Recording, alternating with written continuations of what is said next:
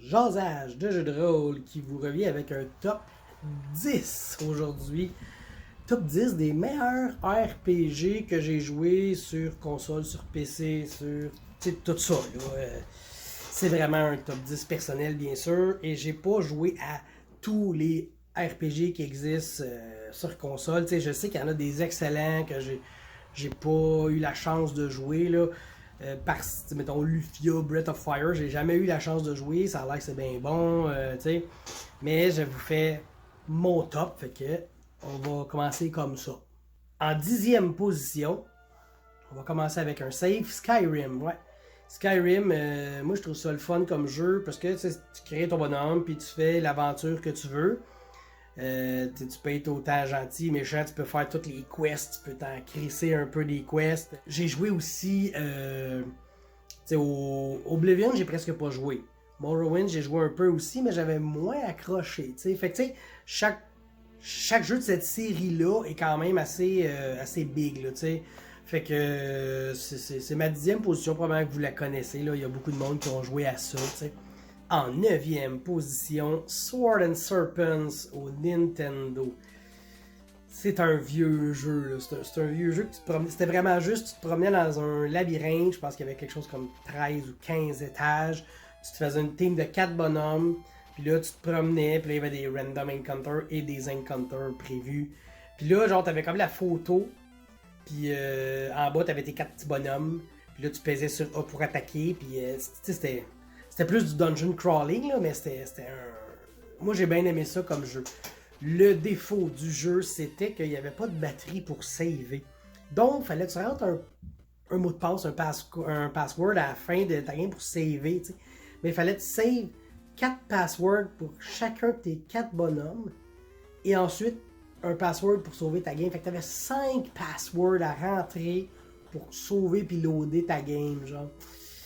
Avec les émulateurs, ce jeu-là a gagné en efficacité et en plaisir, là, parce que dans le temps, c'était quasiment pas jouable. Là. Je me souviens, moi j'ai joué quand même pas pire, là, puis c'était pénible là, quand j'ai rejoué dernièrement un peu pour le fun. Là. C'était crissement mieux avec un petit save, F5 save, F7 load. Là. Bien content de ça. En 8e position, nous avons Arcana au Super Nintendo.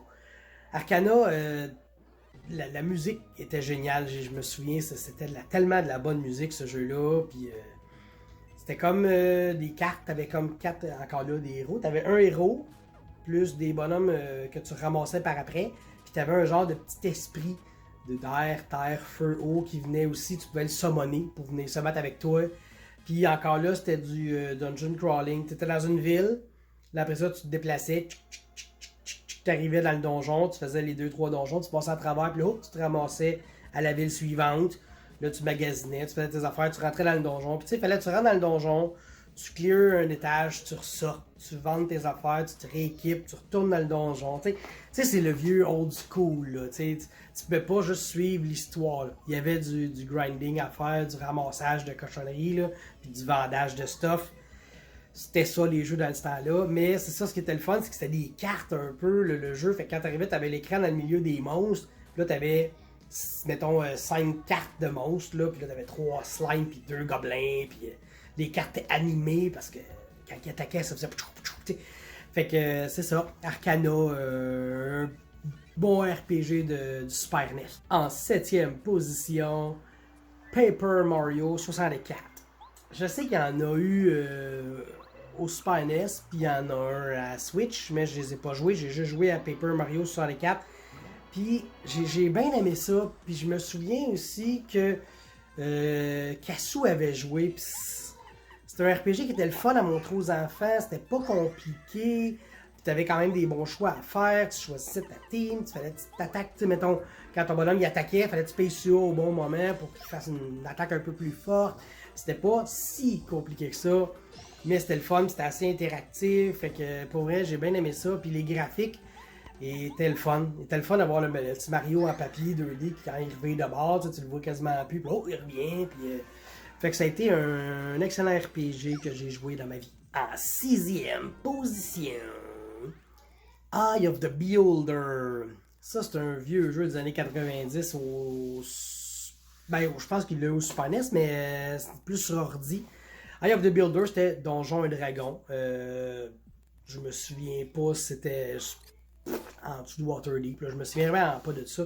Mais je me souviens vraiment que c'était un donjon style 3D. Là. Tu te promenais, tu avançais, tu tournais, tu faisais ta team encore, il y avait des pièges. Puis, tu sais, il y a un piège que je me souviens que si je l'ai cherché, tu avançais, puis tu avais un long couloir. Puis là, une année, il y avait une tuile que quand tu pilais dessus, ton groupe faisait un 180 degrés.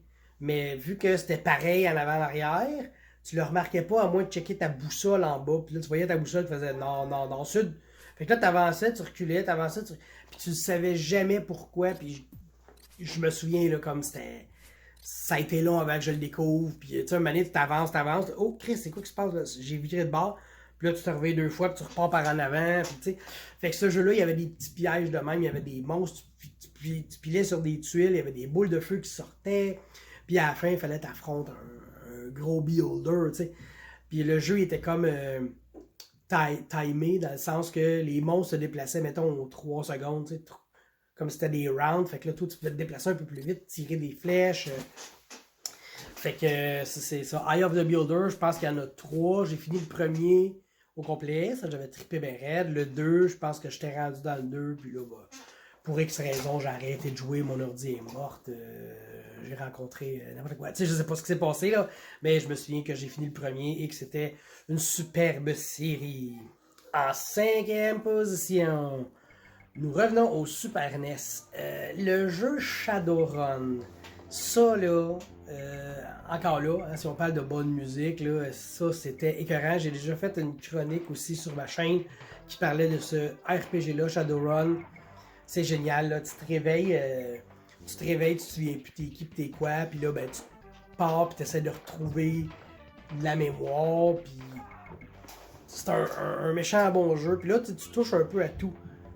Tu touches à la magie, tu touches aux armes, tu découvres du monde, puis pour les dialogues, dans le fond, tu parles à quelqu'un, là, il te parle, blablabla, puis là, il y a le mot, mettons, doctor.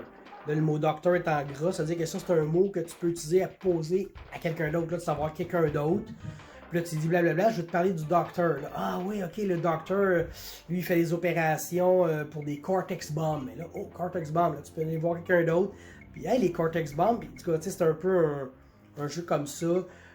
Souvent, je me souviens, tu te ramassais à parler à une personne, puis là, tu fais genre Doctor, Cortex Bomb, Gun, Jacket. Puis là, tu parlais de plein de mots, puis là, je comprends pas de quoi tu parles, je comprends pas de quoi tu parles. Le monde, il devait penser que t'étais un esti d'épais, là, mais bon. Fait que c'est ça, puis c'était comme une vue isométrique à 45 degrés, un peu à la Diablo, mettons qu'on va dire, là, tu vas être côté. Encore là, c'était un excellent jeu Shadowrun, là, comme l'univers puis le jeu de rôle, mais un RPG au Super NES, c'était écœurant. En 4e position, jeu de dualité. C'est Final Fantasy 1, parce que c'est le premier Final Fantasy que j'ai joué. De mémoire, c'est probablement le premier RPG que j'ai joué dans ma vie. Final Fantasy 1. Mais, ce que je veux dire est controversé. Mon préféré, c'est le X2. Final Fantasy X2, j'ai vraiment aimé ça. L'histoire, ben tu sais, ceux qui me connaissent savent que Riku, c'était mon personnage préféré, tu sais. T'avais juste 3 bonhommes, puis toute l'histoire, puis ça suivait le X aussi, qui était pas mauvais non plus. Il y avait les Dress Sphere, puis il y avait les genres d'ultimate de dress, là, que tu te transformais en grosses affaires, des machines, puis tout. En tout cas, c'était... Moi, j'ai vraiment aimé ce jeu-là, Final Fantasy 1 et X2. C'est les deux que j'ai aimés.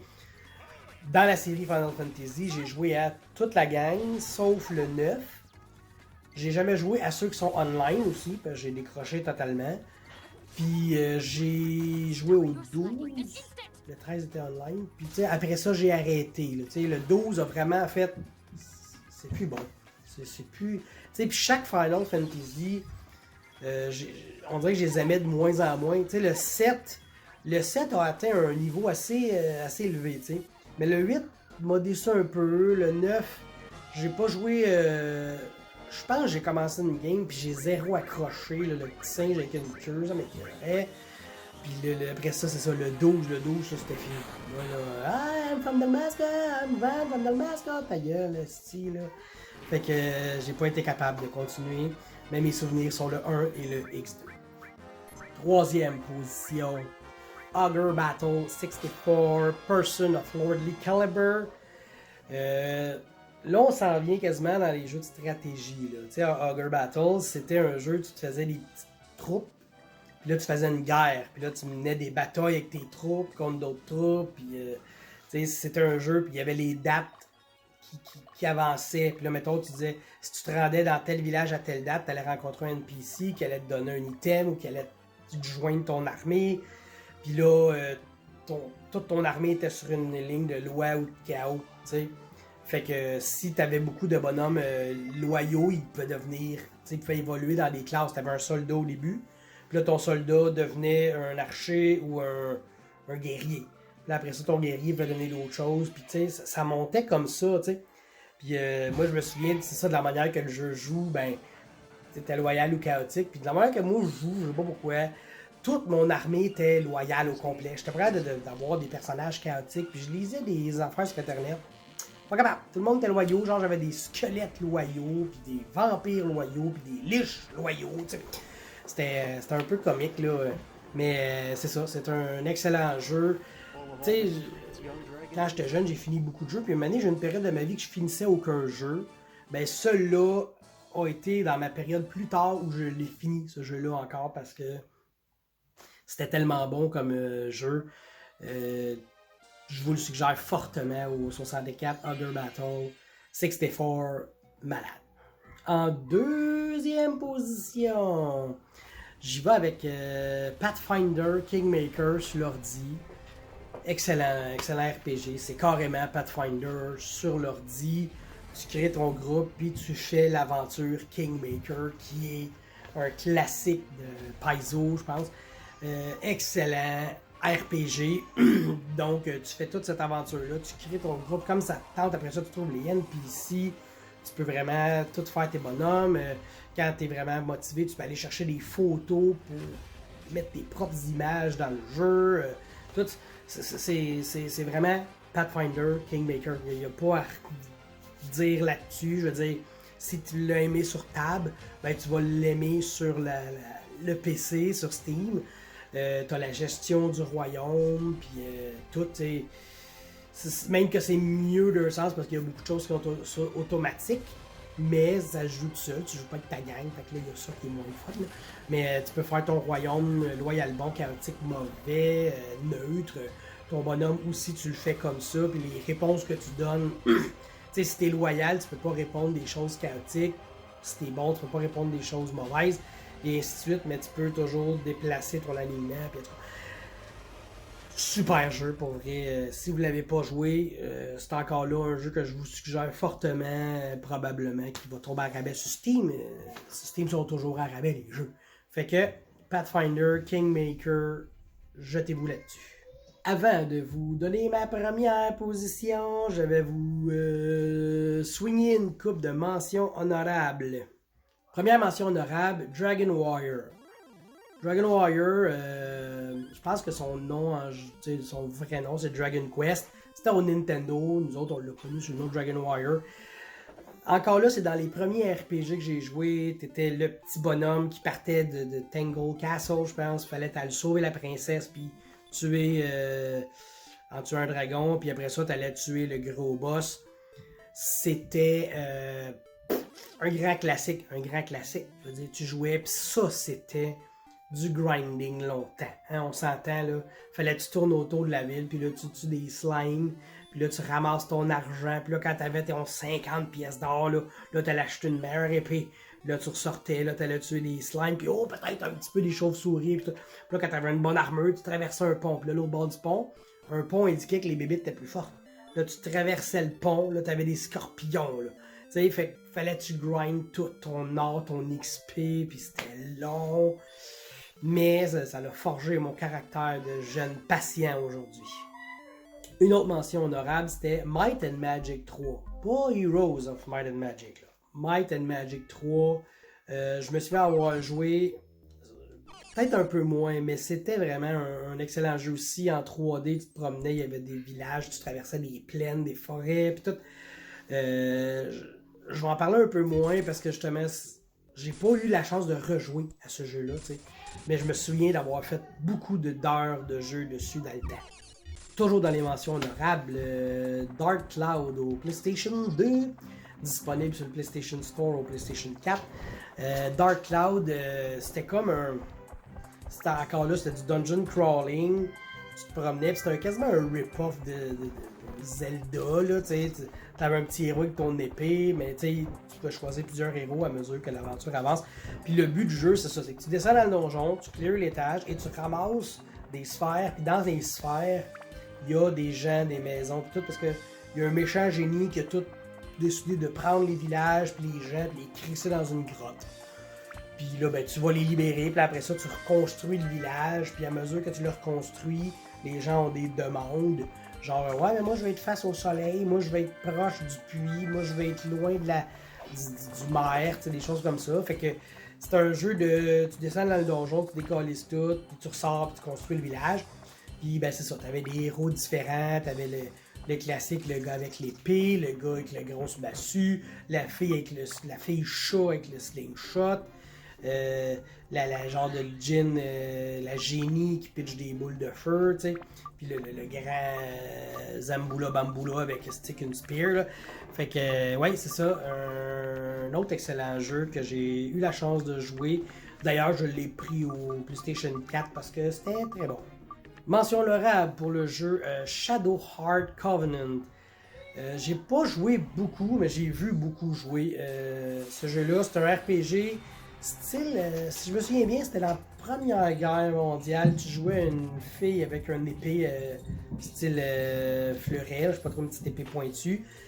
Puis l'ambiance, je pense qu'il y avait des démons là-dedans. Puis c'est ça, c'est dans la guerre. Fait que tout est détruit, tu te promènes, tu sais, c'est un RPG, mais ce qui était vraiment spécial là-dedans, c'était les autres personnages, les NPC, tout ça qui était vraiment unique.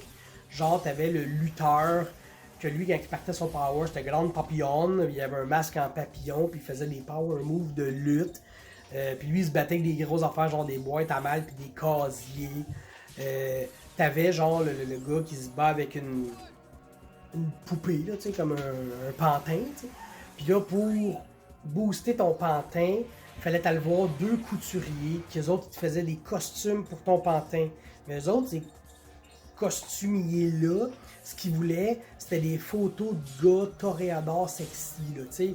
C'était vraiment louche comme jeu, mais c'était un bon jeu. Puis le système de combat, ben, quand tu faisais attaque, t'avais comme une rondelle. Là, t'avais une flèche qui partait de même.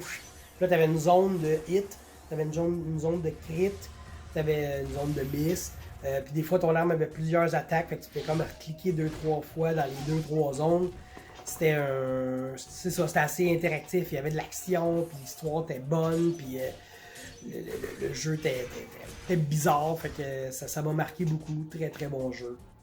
Shadowheart Covenant. Dernière mention honorable, ça commence à être plus ou moins du RPG, mais moi je l'ai mis là-dedans pareil parce que je checkais des listes des top RPG au monde. Puis je me disais, ah oui, lui il m'a marqué, tout, il était dedans. Fait que je vous le dis, je vous le donne. Diablo 2. Oui, Diablo 2 est considéré dans les RPG, même si c'est juste un hack and slash de dégueulasse que tu fais juste juter tout, là. J'ai joué en style à ce jeu-là. Ce qui est fou, c'est que je trouve que j'ai joué beaucoup à ce jeu-là, là, vraiment en quantité industrielle. Puis je trouve que j'ai pas joué beaucoup comparé à tellement de monde. Ce jeu-là, il y a du monde qui ont joué des années, c'est fou là. Parler de Diablo 2 à quelqu'un, c'est sûr que vous avez joué, que quelqu'un a joué, puis il va tout dire, ah, j'ai tellement joué, tu sais. Puis là, je me suis fait ci, puis je me suis fait tel bonhomme. Bon, ce jeu-là, c'était à chaque fois que tu tuais une bébite, c'était un gratteux, que tu avais une chance de gagner un hostie de loot de fou, puis tu t'espérais à chaque fois, fait que c'était comme. C'est ça qui te rendait accro à ce jeu-là. Tu l'as tué tout, puis là, tu tuais un petit bonhomme au même, tu sortais une bardiche ça de longue. C'est pas grave. Tu tuais la bébite, tu grattais ton gratteux dans ta tête. Puis là, oh, hostie, un armure de 7, là, tu tripais, là, ça te prenait tout le 7 au complet. Fait que là, tu rejoues, puis ça jouait jusqu'à 8 aussi. C'était écœurant. Diablo 2, je veux dire, je vous en parle, ça me donne rien, vous le connaissez tous. Et ma première position, mon meilleur RPG, c'est Divinity Original Sin. Ce jeu-là est vraiment bon. Je tripe sur ce jeu-là. Il y en a deux. J'ai pas commencé le 2 encore parce que j'ai pas fini le 1 encore. Tu joues comme deux personnages, puis après ça, tu as deux autres bonhommes que tu ne crées pas. C'est pas des NPC. Tu les joues quand même, mais c'est juste c'est des bonhommes que tu trouves, tu choisis. Là, il y a des machines, des voleurs. Tous les styles de bonhommes que tu peux avoir là, tu peux les trouver. Puis l'histoire est quand même assez originale encore là. Il y a des affaires un petit peu drôles quand tu te promènes. Tu parles avec un puits qui cherche son frère puits. Des affaires de même. Il y a des affaires un peu out of nowhere, bizarres, mais c'est un super bon jeu, Divinity Original Sin. Ça se joue à deux en plus, fait que chacun peut jouer son bonhomme. Les combats, de la manière que ça marche, c'est des unités de temps que t'as, tu sais. Fait que si t'as une bonne vitesse, t'as genre 6 unités de temps par round. Si ben t'es plus lent, t'en as juste 3. Tu peux équiper des armes plus fortes, mais ils coûtent plus de temps à utiliser. Fait que le jeu il est super bien balancé. Il y a une chimie qui se fait dans le sens que l'eau va éteindre le feu. Le feu en contact avec le poison va exploser. L'électricité en contact avec de l'eau va paralyser. Les combats aussi, il faut que tu utilises tous les éléments. Tu as des barils d'eau, que là tu tires une flèche dessus, ça fait une petite plaque d'eau. Puis là, ben, t'en as un autre qui casse lightning là-dedans, tu paralyses toutes les bébites. Fait que les combats ils ont une tactique intéressante dedans. Et les monstres utilisent ces tactiques-là, les estis de sale. Fait que ce jeu-là, Divinity The Original Sin, excellent. Comme je vous dis, il y en a deux. J'ai pas joué encore aux deux, j'attends de finir le 1. C'est vraiment mon RPG préféré de tous les temps. Pour vrai, là. Oui, c'est ça. Ben, je vous remercie de m'avoir écouté pour ce long top 10 qui va avoir pris une vingtaine de minutes à faire. Toujours un plaisir de faire des vidéos et j'espère que vous allez aimer. Vous, je sais pas qu'est-ce que vous aimez comme RPG, hein? Vous pouvez en faire des vidéos, vous pouvez me commenter, vous pouvez faire pouce par en haut si vous êtes d'accord avec mes 10 choix, pouce par en bas si vous trouvez que j'ai de la merde dans tous mes choix. Abonnez-vous, comme je l'ai dit dernièrement, là, il manquait 2 abonnés pour avoir 200 personnes, fait que ça serait bon que vous forciez, hein? Merci. Puis on se revoit pour une prochaine vidéo bientôt. J'ai une couple de top 5 que je veux faire. Puis j'ai des chroniques peut-être un moment donné quand je vais avoir du temps. Fait que je vous laisse là-dessus et on se revoit bientôt. Merci, bonsoir, bonne nuit, bon appétit.